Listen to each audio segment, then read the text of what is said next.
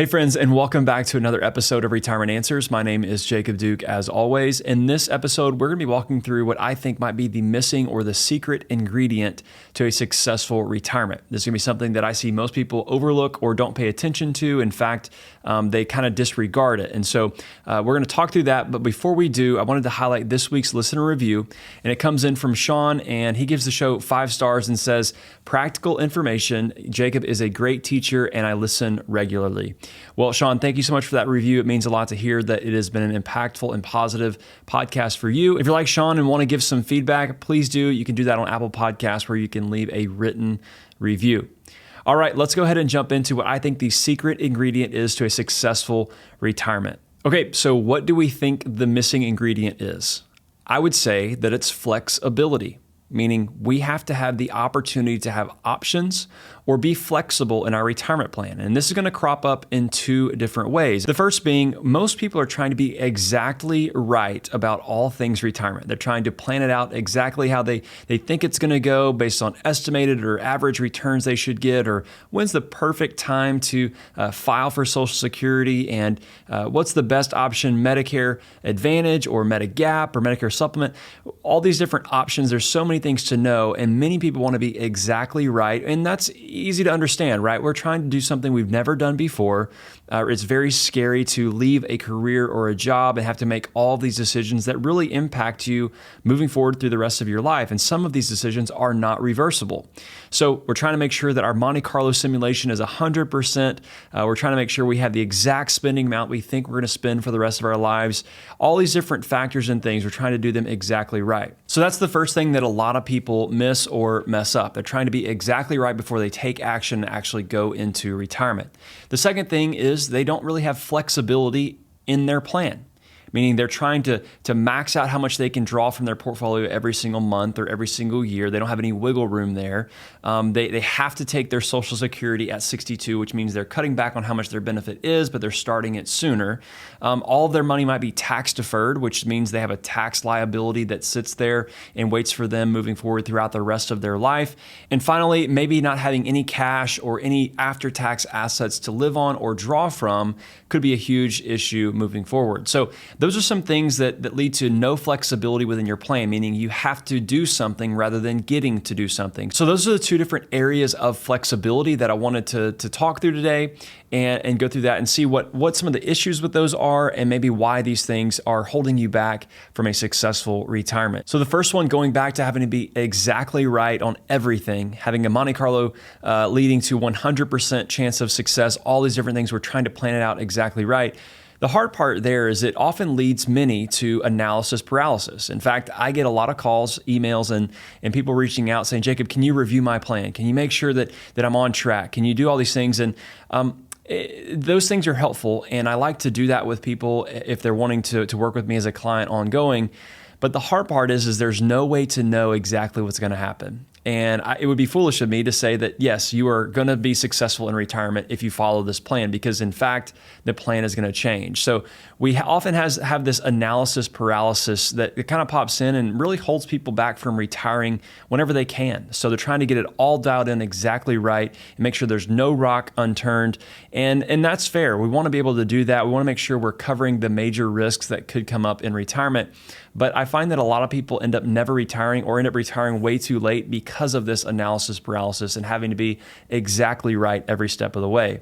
The second part of this is, well, it leads to frustration, right? Because we're trying to get the exact map, the exact route to get where we're trying to go. And oftentimes it's not exact. There's many answers that lead to the same place. And so I like to say, hey, there's really not a right answer here. It's more of a preference. Which one do you want to do? And we have to understand there's pros and cons of going one way or another. So here's maybe an example of how I like to explain this. Let's say you're lost in the wilderness, and you know that the river that can lead you out of it is west, and you know which way is west. So you turn and you go west and you start walking, right? If you just keep walking west, you will know that you will hit that river and you will be able to find a way out of the wilderness, right? The thing there that we need to know is, you know, the general direction that you're going, right? You don't have to know the exact steps or the exact path. And to be fair, there maybe are easier ways to go or harder ways to go, and you don't really know what those things are. But if you know the general direction you have to head to find safety, you will take that general direction.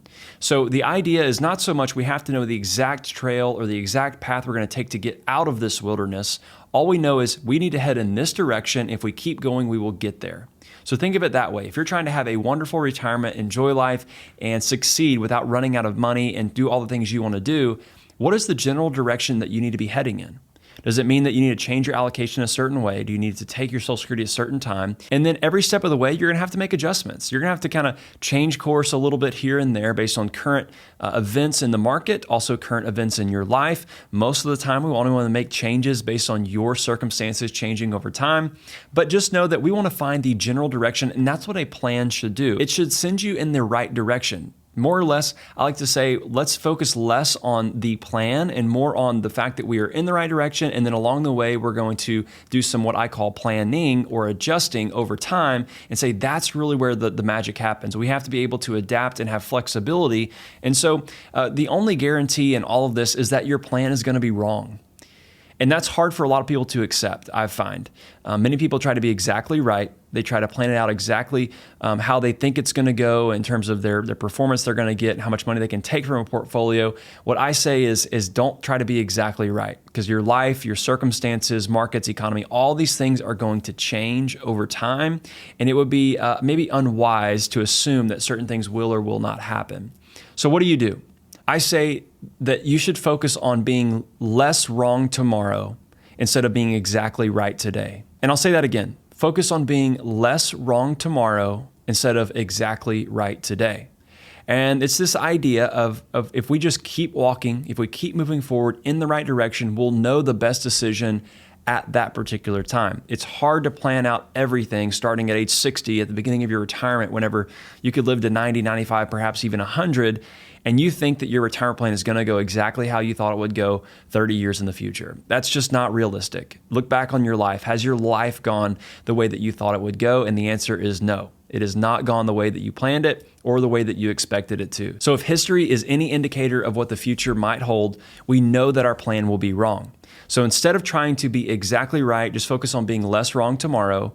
And what this will do is this will ultimately lead to more confidence and a little bit less certainty. So we should be fighting for confidence rather than certainty. And here's an example. I often ask people who begin working with me, hey, what is your current confidence level in your retirement plan on a scale of 1 to 10? And if you've worked with me or you've even talked with me in any capacity, you probably heard me ask that question. And most people are under a 10. But the important part of that is I use the word confidence on purpose. I don't use certainty. Right? Because there's no way to be certain in any of this. In fact, if I try to sell you certainty and say, you can do this, this, and this, and you'll be 100% guaranteed success, that's going to be false in some capacity, right? Maybe that is generally okay in the right direction to go, which is really what we're fighting for. But there's no way that it's going to be exactly right. And so I don't promise that. I don't say that we know the future. I say, here are the things that we can do, the steps we can take to make sure that we are heading in the right direction. And all along the way, we're going to make sure that we adjust and make changes as necessary. So confidence is far more important than certainty whenever it comes to retirement planning. And this comes back to flexibility. So if we're trying to plan it out exactly right, what you're doing is you're constraining yourself to this plan that has to be perfect, which leads to anxiety, which means if you get off course at all, you're going to be frustrated or anxious about, oh my goodness, is my plan going to blow up? And so what I say is avoid trying to be exactly right today, focus more on being less wrong tomorrow. All right, so that's the first kind of way that flexibility is either missing or maybe you can improve your flexibility within your plan. The second way to do that is actually within the plan. So think about it this way. Many people come to me and they've got all tax-deferred assets, which is no fault of their own necessarily. They've saved into their 401ks or their employer plan. They tried to save on taxes along the way by deducting that income. But just know that if you have all tax-deferred money, you're kind of pigeonholed. You're kind of backed into a corner in terms of the only way for you to distribute out of your portfolio is to pay income taxes on that money every year that you distribute money. So that becomes a problem in a few different ways, whether that's in the early stage of retirement, meaning you only have a taxable source of income, it will be taxed every time you touch it. But then also, if you have large tax deferred accounts, you have this RMD issue potentially in the future as well, required minimum distributions. And so no flexibility within the plan. What does that mean? Well, number one, having only tax deferred assets which leads to, hey, I don't have any after tax, or I don't have a large brokerage account, or don't have any cash on hand. And so no flexibility of income is really the issue there. Your only source is either Social Security, and you have tax deferred assets, which if that's the case, you're going to pay income tax on all the tax deferred assets, but then now also you risk increasing the tax rate on your Social Security. So that's the first one, is not having what I call tax diversification, meaning you don't have money in each tax bucket, which could be tax deferred, tax-free, being a Roth, and then also taxable, which is a normal brokerage account or savings account. So that's the first way that we can lack flexibility inside of your retirement plan. Another way is forcing or having to take Social Security at 62. Whether it be because you have to receive that income, meaning your income need is too high, or your asset savings are too low, one of those two options. So if you have to take your money at 62 or your benefits at 62, what you're doing is you're cutting into your future potential benefits by taking those early at a reduced amount, meaning for a longer period of time, you will have a lower amount. And this doesn't necessarily mean it's a bad thing, right? Because if we pass away earlier than expected, then it will turn out to be a good thing because you got more money while you could. But just know that it does end up hurting you if you live longer than expected, which nowadays people are living longer and longer. So having to take Social Security as soon as possible, whether it be because of income needs or just the fact that you're scared of never getting your benefits, what that does is it backs you in a corner again. Because now if you've got large tax deferred account balances and you need to perhaps do Roth conversions, having Social Security income, puts those Roth conversions potentially in a higher tax bracket, meaning more tax paid on the conversion amount. So all these things play together and they tie in together. And whenever we can have after-tax sources of income, such as cash or brokerage, going back to what I stated just a moment ago, now you have the option to delay your Social Security, and that frees you up to do a couple of things. It frees you up to do those Roth conversions potentially if they're necessary, but then it also gives you the ability to delay your Social Security until you absolutely need it. I would rather live off that portfolio while things are going well, because we're getting essentially free money at that point. Money you did not have a month ago or 3 months ago or a year ago, you now have. You can take that from your portfolio, live on that, and you're back to your original basis. But I like to have Social Security in our back pocket because if markets go south, if things start going poorly, we can stop or turn off at least a portion of the amount of money that we were taking from your portfolio. And then we can begin taking that from Social Security, which means you, number one, have built up a larger benefit because you've delayed it past 62 or even perhaps past 67. But now you've got this almost like another tool in your war chest or another thing to go to and say, this is going to save me from the anxiety or the fears around having to pull from our portfolio that's gone down. So turning on your Social Security too early could be harmful in those two different ways that I mentioned there. But then also the last thing that I see here in terms of lacking flexibility within a plan is going to be taking the absolute maximum your portfolio will allow. So you leave yourself no wiggle room there, right? What I mean by this is really your distribution rate. A lot of people refer to the 4% rule or the 5% rule or whatever percent rule you want to go with, but really people are trying to find what's the max I can pull and never run out of money, which means you're really kind of teetering on that edge of if I'm going to pull X amount of dollars every single year, regardless of if I want it or need it, or maybe I do need it. What you're doing is you're not giving yourself any flexibility in terms of wiggle room to say, I need to pull back a little bit here, or maybe I want to increase it for a period of time. So if you're trying to squeeze as much as you can out of your portfolio every single year, regardless of if you need it or not, what you might end up doing is kind of backing yourself into a corner again. And so I would say build in some wiggle room, build in some flexibility in terms of the amount of money you're distributing or even living on, and say let it operate and fluctuate within a certain range. So what are our minimum income or expense needs, and then what's our maximum desired income, right? And so let's operate and play within that range, and that'll give you a little bit more wiggle room and flexibility within the overall plan to allow you to maybe do Roth conversions or allow you to delay your Social Security a little bit. So what are the takeaways for you today? Well, I would say focus less on being exactly right today and focus more on just being less wrong tomorrow. Set the direction, find the way that you need to move forward, and start walking. So start walking through this thing called retirement. Make sure that over a broad scale and just kind of in a broad view, hey, we're going to be okay. We can figure out the details every step of the way as we go. You don't have to figure that all out right now. So that was number one. The second thing here, remember, is we want to build flexibility into the details of our plan. So for example, a lot of people have to decide between a pension or a lump sum. Which one is better? Which one should I take? You've got all the math equations, everything there. It's really hard to know sometimes which is going to be the better option, because you have to calculate based on future expected returns if you take the lump sum versus adjustments on a pension and current interest rates and valuations. All those sorts of things go into it, and mathematically there might be a right answer. But we are still making assumptions based on future returns if we take that lump sum. I personally like to place a higher value on flexibility than a pension or a paycheck every single month. Now, there's a trade-off there, I will admit. You have certainty of income for the rest of your life, but you also have the other side, which is flexibility. So here's maybe an example of how these two things play together, or kind of one might be better than another. Let's say that you have to remodel your house or maybe even buy another car. Now, let's say it costs $50,000.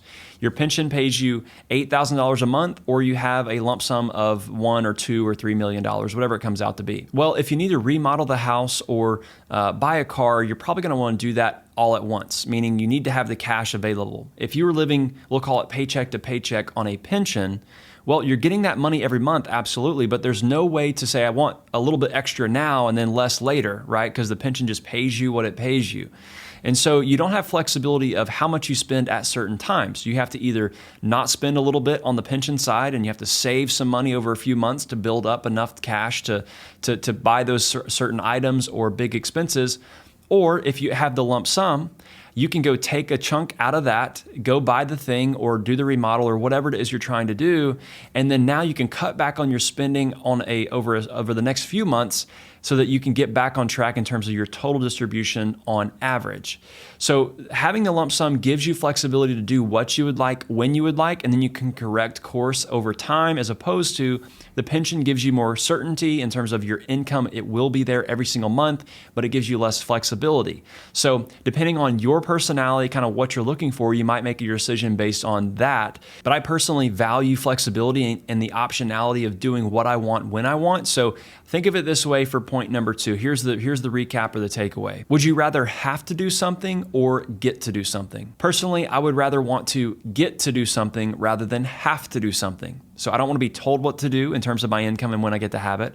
I'd rather take that when I'd like to, perhaps live a better life early on in retirement, enjoy life while I can, and then I can cut back on my spending over time rather than having an equal income every single month for the rest of my life, perhaps whenever I don't need it in those later years. So flexibility, I think, is the missing ingredient or the secret ingredient to a successful plan. Focus less on being exactly right today, just be less wrong tomorrow, and then also build in as much flexibility from an income or distribution standpoint and a tax standpoint within your plan. So hopefully this is helpful and encourage you to take action even if you don't have it all figured out, because I don't think you ever will. So if you're always waiting for the exact right answer, just know you're going to be waiting for a while. I say get the general direction, get 75, 80% of the way there, start walking, and then you're going to figure out the rest of the things that you need to know over time. So with that, thank you so much for tuning into this week's episode of Retirement Answers. I look forward to talking with you again right here next week.